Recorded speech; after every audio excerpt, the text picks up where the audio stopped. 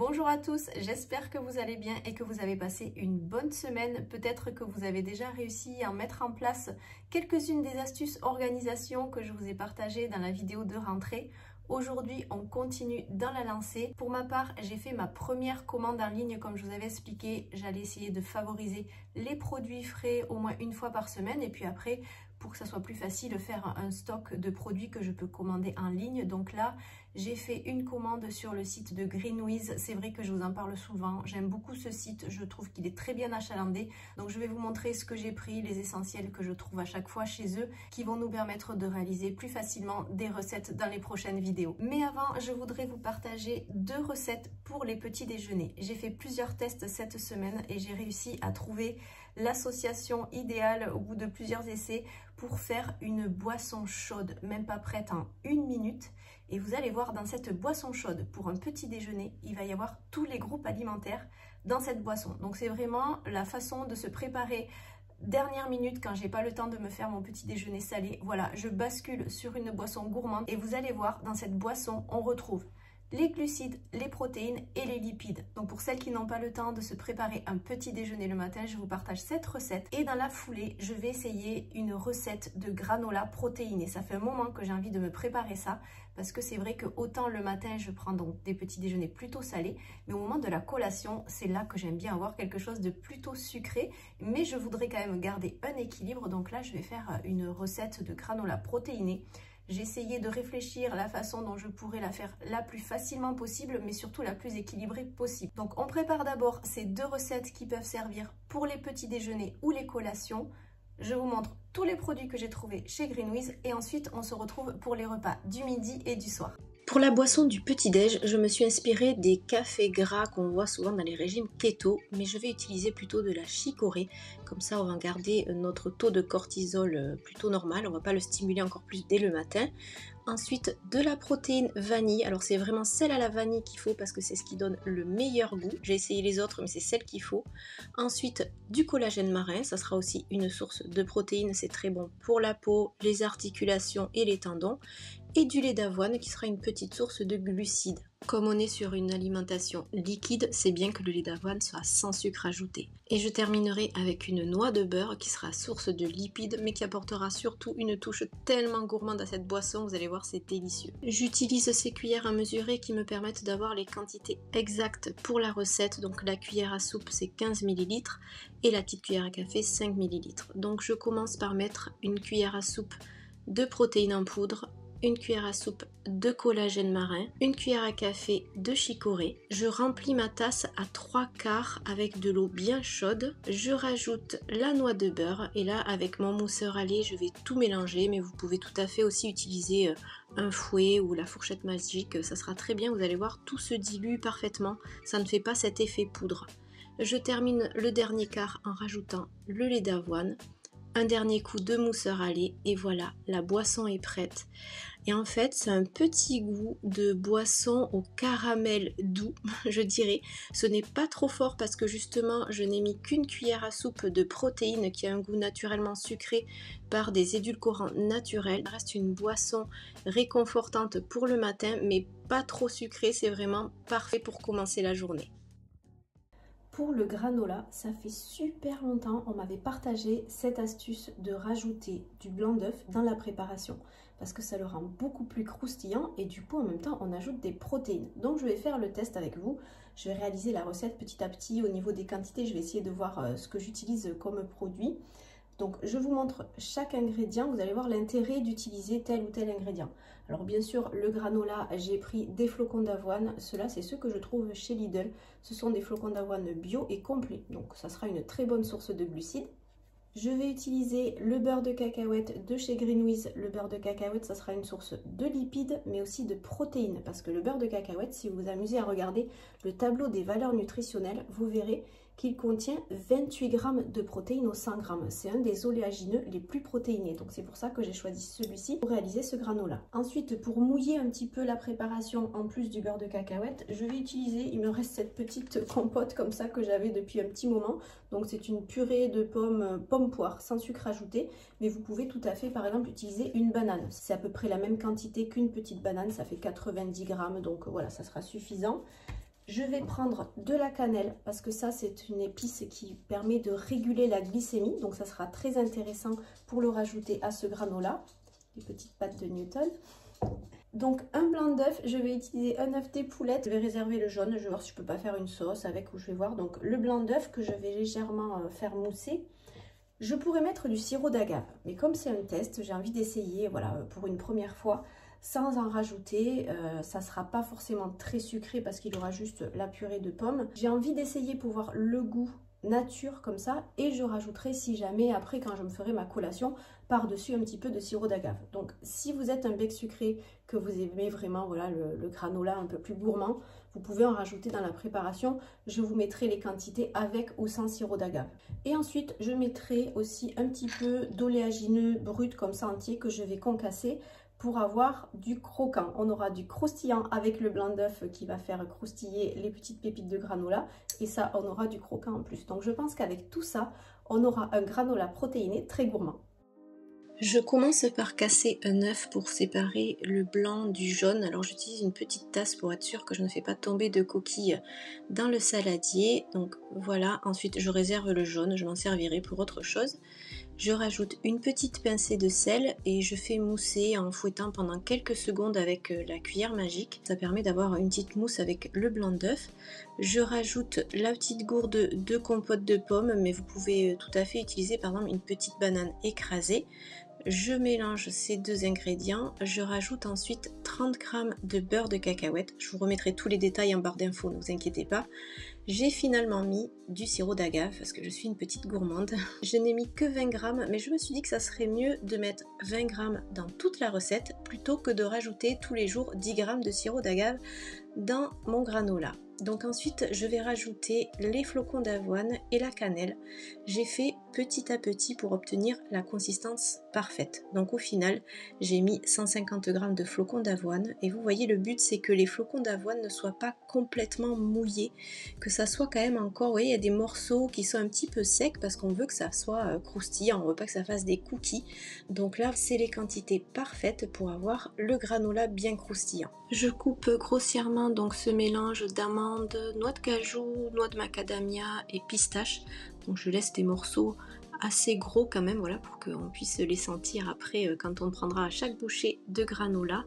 Et je vais les mélanger à la préparation. Donc j'essaye d'en mettre un petit peu partout parce que c'est vrai que ça commençait un petit peu à coller, donc j'ai pris le temps de bien mélanger. Ensuite, je dispose cette préparation sur une plaque de cuisson et là je vais bien l'étaler et essayer de le faire de la façon la plus homogène possible pour avoir vraiment des pépites qui fassent tous la même taille. Sinon certains risquent de brûler, d'autres de ne pas être assez cuits et j'ai vraiment envie d'avoir un granola croustillant de partout. Je l'enfourne à 170 degrés et pendant 20-25 minutes, je vais le retourner à peu près toutes les 10 minutes. Je fais bien attention pour que ça ne brûle pas. Je les remue régulièrement et voilà le résultat. On arrive à avoir quand même des pépites qui ont une cuisson homogène. Je l'ai laissé bien refroidir et ensuite je le verse dans un bocal hermétique. Alors celui-ci est parfait en plus avec la petite cuillère. Ça sera l'idéal lorsque je voudrais me préparer ma collation. Mais est-ce qu'il est vraiment croquant et croustillant ce granola? Alors je vous laisse écouter. Je pense qu'on peut confirmer effectivement, le blanc d'œuf fait bien son travail, ça fait un granola super croustillant. Ensuite, je vous montre le détail de certains produits donc, que j'ai pris lors de ma commande en ligne sur le site de Greenwiz. Alors déjà je voulais vous montrer au niveau de l'emballage, franchement il faut vraiment très attention. Vous voyez les paquets sensibles comme les chips par exemple étaient placés sur le dessus et bien protégés. Et ensuite en dessous on avait tous les autres articles qui sont beaucoup plus lourds. Et l'espace est vraiment bien optimisé, c'est un sacré Tetris là-dedans, il n'y avait pas du tout de place perdue. Donc ça, ils font vraiment attention, je trouve que voilà, l'emballage est vraiment réduit le plus possible. Et même, ils font vraiment attention aux produits qui étaient les plus lourds. Ils étaient au fond du carton et même les conserves, les bocaux en verre étaient protégés avec un carton. Donc vraiment, vous pouvez être tranquille au niveau du transport. Donc un peu plus dans les détails, j'ai pris la pâte à tartiner de la marque Greenwiz. C'est l'équivalent de la nocciolata avec un vrai goût de chocolat, elle est délicieuse. La purée de cacahuètes avec une texture fluide, elle est parfaite. La chicorée, bon ben pour les petits déj ou pour la chicorée latte le midi, j'aime bien prendre ça. J'ai pris du sucre de fleur de coco parce que bon, on est bientôt automne-hiver, il va falloir prévoir des petits gâteaux quand même. Au niveau de tout ce qui est les féculents, j'ai pris ces nouilles de riz complet pumpkin et ginger que je vais utiliser tout à l'heure pour la recette du midi. Les coquillettes de petit épeautre, ça c'est vraiment ma Madeleine de Proust. Du quinoa, le trio de quinoa, je trouve que c'est beaucoup plus joli pour faire les recettes. Du pain protéiné pour le petit déjeuner, je vous l'ai déjà montré, c'est 10 g de protéines par tranche, il est super ce pain. Ça c'est pour faire un test, c'est un fond de pizza sans gluten, sans lactose. Je teste certains produits ensuite pour le recommander à mes clients s'il est bien ou pas quand on doit faire attention au lactose et gluten. Les tortillas, celles-ci j'ai beaucoup aimé parce qu'elles sont complètes, je ne sais pas encore pour quelle recette je vais les utiliser, mais peut-être pour les petits déj. Ensuite, je fais toujours le plein de ces tofu parce qu'ils sont vraiment pratiques. Vous n'avez pas besoin de les conserver au frais, donc je me fais un petit stock. J'en prends 2 de chaque à chaque fois. Pour les conserves, j'ai pris des pois chiches, des lentilles pour tout ce qui est les légumineuses, 2 boîtes de haricots verts. Je trouve ça tellement pratique que des fois quand j'ai pas le temps de cuisiner mes légumes. De la choucroute fermentée, ça c'est super pour le microbiote, de temps en temps j'en prends une boîte, voilà, je le rajoute dans mes assiettes. Et quand même de la ratatouille parce qu'il va falloir faire des tartes à la ratatouille, ça fait trop longtemps que j'en ai pas fait. Puis ces fameuses chips de lentilles que j'aime énormément, j'en commande à chaque fois 1 ou 2 paquets. Donc voilà pour ce retour de course, ou je dirais plutôt ce unboxing de chez Greenwiz avec les produits que je prends en général chez eux à chaque fois. Je vous retrouve pour les recettes du midi et du soir. Donc là, c'est pareil, on va essayer de s'organiser, de gagner du temps pour préparer des recettes équilibrées facilement. Ce que je vais faire, c'est que je vais préparer une grande quantité de légumes que je vais pouvoir utiliser pour 2 recettes différentes. Donc là, je vais profiter, il me reste une grosse courgette jaune, enfin la moitié d'une grosse courgette jaune que ma maman m'avait donnée, une courgette, des carottes, un oignon du jardin, de l'ail. On va préparer voilà, des légumes sautés. On va faire ça avec les nouilles de riz donc, que je vous ai montré tout à l'heure et le tofu fumé. Donc là, vous voyez, c'est facile. On avait ça qui était en stock et on a juste les légumes qui sont en produits frais. Je me servirai de la poêlée de courgettes pour faire le repas du soir. Je ferai une salade de lentilles, donc avec des courgettes sautées et de la mozzarella. Je trouve que ça se marie tellement bien, vous allez voir. On va faire une recette vraiment très sympa, vraiment délicieuse avec des textures différentes, bien assaisonnées. Et on rajoutera un petit peu d'avocat, une bonne source de lipides. Voilà, ça permettra d'avoir un repas du soir qui reste généreux mais équilibré. Et j'en profite pour vous montrer cette jolie courge. Alors je crois que c'est un potimarron. Celui-là aussi c'est ma maman qui me l'a donné. Je l'ai laissé là. Ben écoutez, on va se préparer aux recettes d'automne. Hein. On y va de toute façon. Donc vous risquez de le voir dans les vidéos en ce moment. Il sera dans le coin de la cuisine. Ça fait un petit peu de déco. Donc c'est parti, on y va. On va préparer ces 2 recettes pour le repas du midi et du soir. Pour la première recette, je vais faire cuire les courgettes dans une poêle bien chaude dans laquelle j'ai mis un tout petit peu de sel. C'est pour qu'elles rendent de l'eau en fait et n'accrochent pas. On n'a pas besoin de mettre d'huile même dans des poêles en inox. Ça permet d'utiliser plutôt l'huile en fin de cuisson et de ne pas la chauffer.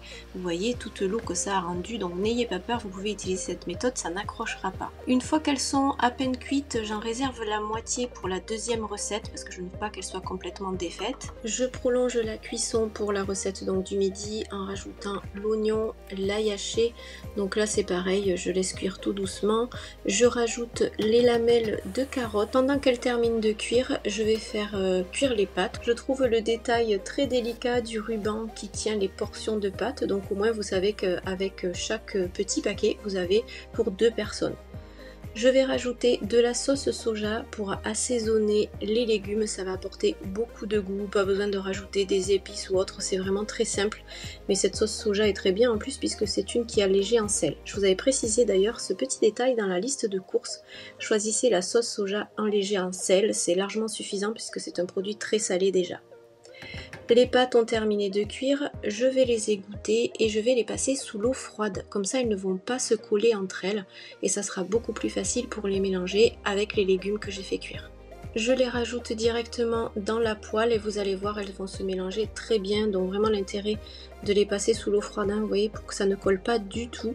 Je n'ai même pas mis d'huile encore donc dans ce plat et vous voyez, ça permet de tout bien mélanger. Je les laisse réchauffer tranquillement et au dernier moment je fais sauter les cubes de tofu fumé qui n'étaient pas très salés, donc ça vaut le coup de rajouter un petit peu de sauce soja et un petit peu de sirop d'agave si vous aimez bien ces notes sucrées salées pour lui donner un petit peu plus de goût.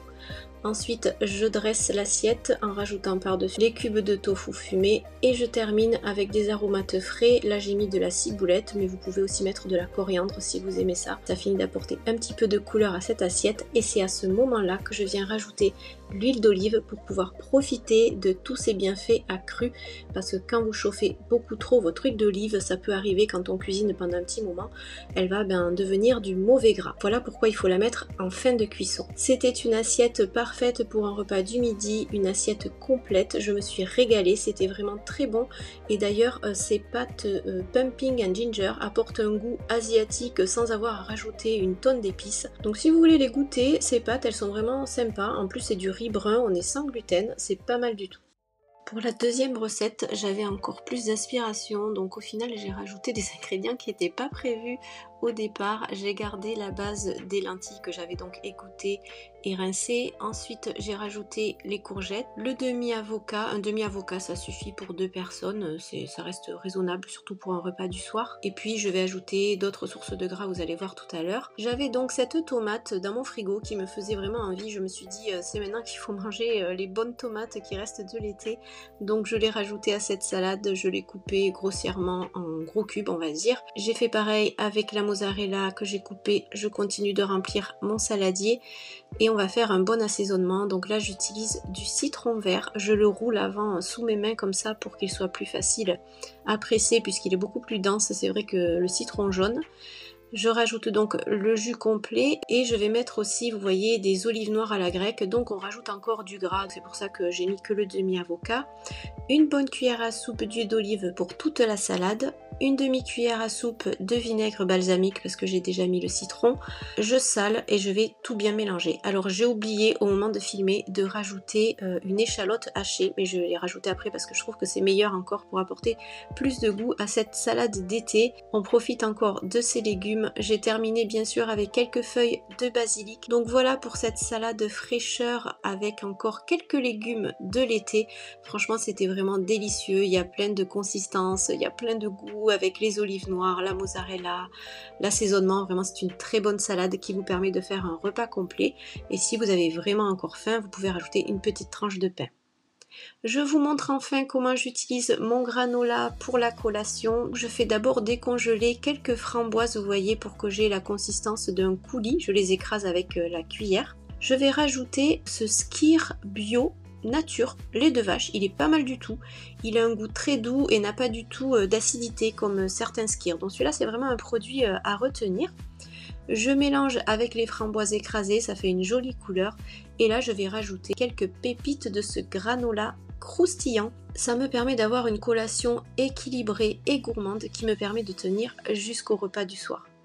C'est la fin de cette vidéo, j'espère que ces quelques recettes vous motiveront à continuer de prendre soin de vous. Merci de liker, de commenter, de partager. Surtout, abonnez-vous si ce n'est pas déjà fait et je vous dis à très vite pour de nouvelles vidéos.